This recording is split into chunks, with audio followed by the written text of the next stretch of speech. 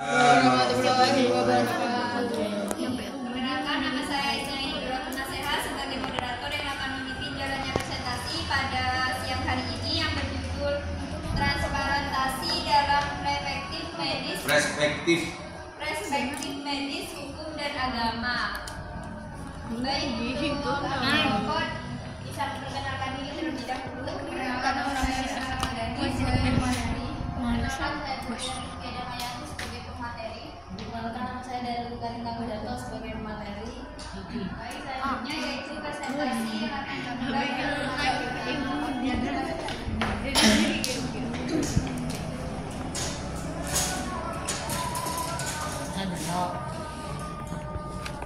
Pinjam.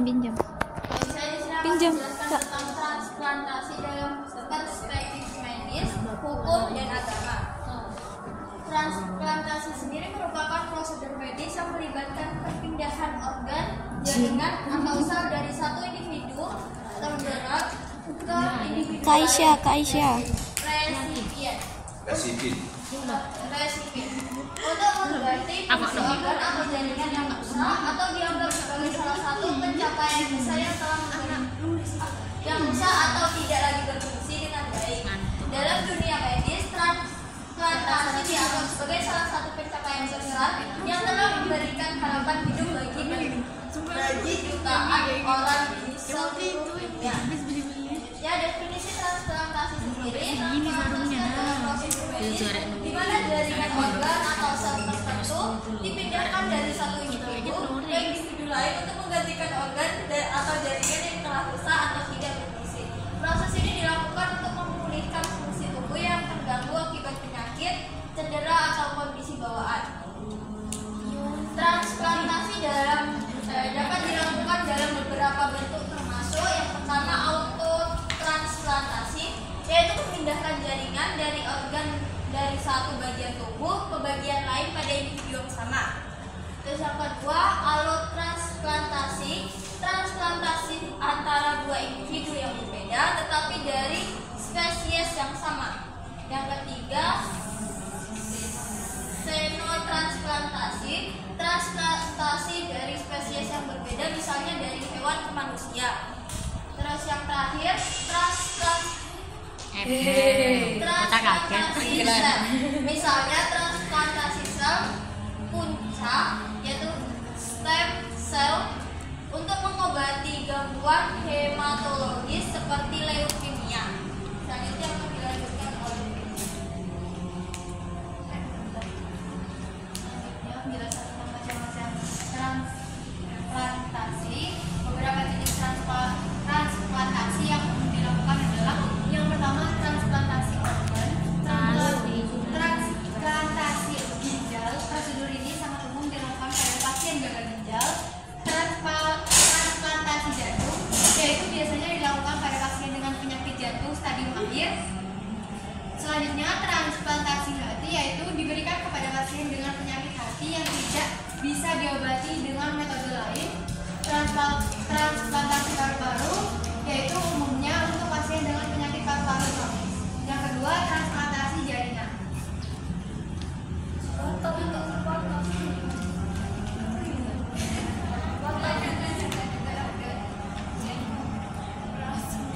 Yang kedua ada transplantasi jaringan. Transplantasi kornea dilakukan pada pasien dengan kerusakan kornea yang menyebabkan kebutaan. Dan yang kedua, transplantasi kulit, umumnya untuk pasien luka bakar yang parah. Yang ketiga ada transplantasi sel induk dan sumsum tulang, yaitu transplantasi ini biasanya dilakukan untuk pasien kanker darah seperti leukemia dan yang membutuhkan sumsum tulang yang sehat.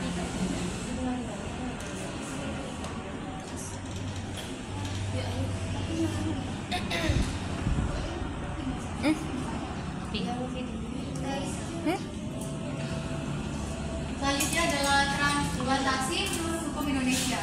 Undang-Undang Nomor 36 Tahun 2009 tentang kesehatan, pasal-pasal tertentu dalam undang-undang ini mengatur tentang transplantasi organ dan jaringan, serta mengharuskan adanya persetujuan dari donor dan penerima atau keluarganya.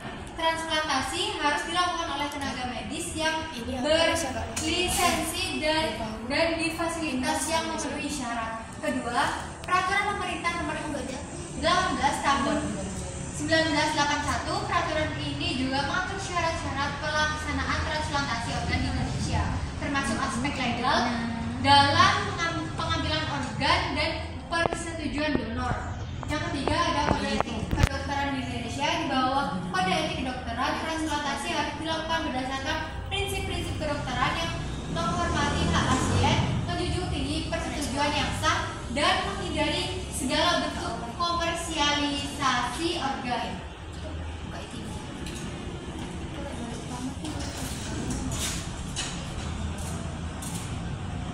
Kode etika kedokteran atau kesehatan. Kode etik kedokteran atau kesehatan dalam transplantasi.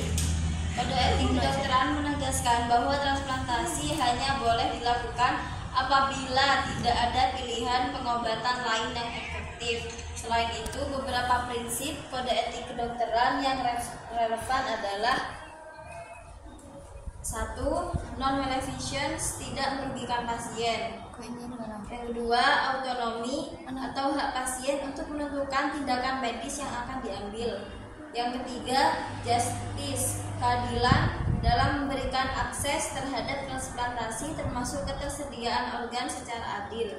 Yang keempat, dokter dan tenaga medis harus menjaga transplantasi dalam pengambilan keputusan, mengutamakan keselamatan pasien, dan memastikan prosedur transplantasi dilakukan dengan mengedepankan keuntungan komersial. Lalu pandangan agama Islam terkait transplantasi. Yang pertama, dibolehkan dalam kondisi tertentu. Mayoritas ulama setuju bahwa transplantasi diperbolehkan untuk menyelamatkan nyawa dan persetujuan yang sah dari donor. Yang kedua, persyaratan donor. Islam mengharuskan bahwa donor memberikan persetujuan tanpa adanya paksaan dan bahwa organ yang didonorkan tidak diperjualbelikan, sesuai dengan prinsip larangan komersialisasi organ. Dan yang terakhir, larangan pada organ vital. Islam cenderung melarang transplantasi organ vital dari donor yang masih hidup, misalnya jantung atau paru-paru, namun memperbolehkan organ yang tidak merugikan donor seperti ginjal atau sebagian hati. Baik, untuk kesimpulannya yaitu transplantasi merupakan salah satu kemajuan besar dalam dunia medis yang telah memberikan harapan hidup bagi pasien dengan penyakit terminal atau kegagalan organ. Proses ini mencakup berbagai jenis transplantasi seperti autotransplantasi, allotransplantasi, xenotransplantasi, dan transplantasi sel, masing-masing dengan kelebihan dan tantangannya. Dari sisi hukum transplantasi di Indonesia telah diatur dalam sejumlah regulasi untuk memastikan pelaksanaan yang etis dan legal, meskipun masih ada tantangan dalam penerapannya seperti minimnya donor dan kurangnya kesadaran masyarakat. Dalam konteks agama Islam, transplantasi pada dasarnya diperbolehkan asalkan memenuhi prinsip-prinsip syariat seperti persetujuan sah dari donor dan larangan komersialisasi organ. Kemajuan teknologi medis seperti penggunaan organ buatan,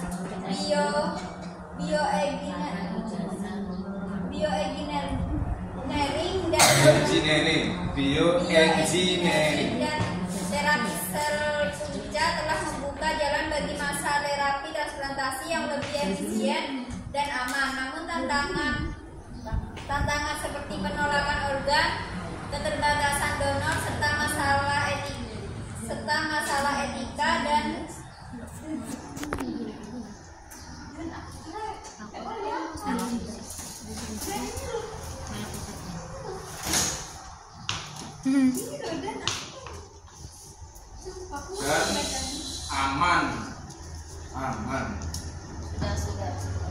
dan legislasi masih memerlukan solusi komprehensif melalui pendekatan multidisipliner. Baik, selanjutnya sesi tanya jawab. Ada 3 pertanyaan. Bagi yang ingin bertanya silakan angkat tangan.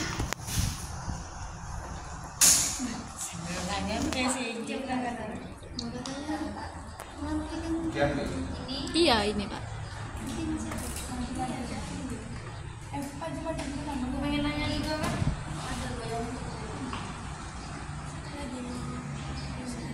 Atau apa ini? Transplantasi apa?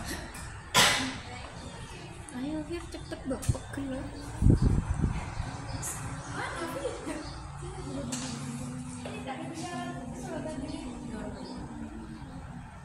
Non Jadi background warna itu dibuat yang kontra. Terus pilihan font huruf ini sulit terbaca. Ya.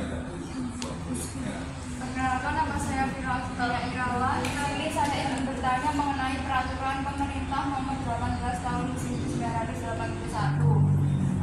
Peraturan ini mengatur syarat-syarat pelaksanaan transplantasi organ di Indonesia. Syarat-syarat pelaksanaan transplantasi organ di Indonesia pada peraturan pemerintah nomor 18 tahun 1981 itu seperti apa ya Kak persyaratannya? minta tolong yang barisan, slide barisan. Dalam. Iya tahu kok ini tuh. Yang cuma mau ini. Iya, perkenalkan, nama saya Fairu. Saya ingin bertanya, video Aisyah, Bu. ada syarat khusus dalam agama tertentu bagi seseorang untuk menjadi donor organ?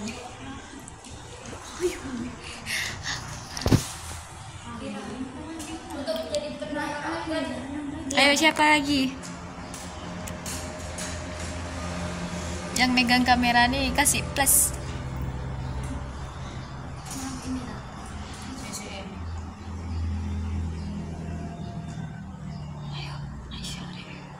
Ya, kalau sudah tidak ada. Ada Pak, ada. Ayo aja.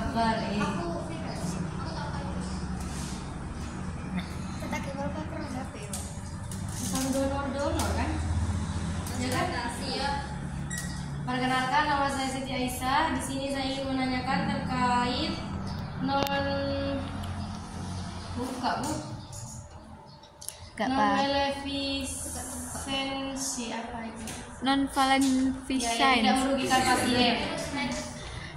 Bagaimana prinsip non-malefisensi diterapkan untuk memastikan bahwa prosedur transplantasi